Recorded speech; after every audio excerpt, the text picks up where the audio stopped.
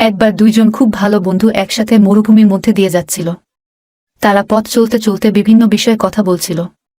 কথার এক পর্যায়ে তাদের কোনো একটি বিষয়ে ঝগড়া হলো, এবং সে ঝগড়ায় এক বন্ধুটি দুইজন বন্ধুকে একটি চড় মেরে বসল।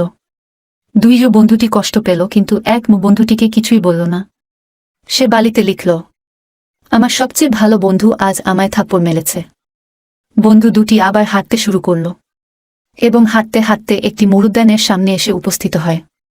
তারা সেখানে পানিতে গোসল করতে মন স্থির করে।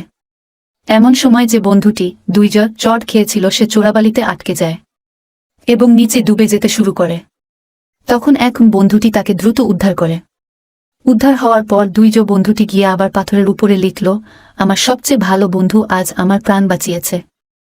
এটি দেখে এক বন্ধুটি জিজ্ঞাসা করল, কিরে, যখন মারলাম তখন লিখলি বালিতে, আর বাঁচানোর পর লিখলি পাথরে, এর কারণ কি? তখন দুইজন বন্ধুটি উত্তর দিল, যখন আমাদের কেউ কষ্ট দেয় সেটা বালিতেই লেখা উচিত, যাতে ভালোবাসা ও মায়ার বাতাস তা মুছে ফেলে।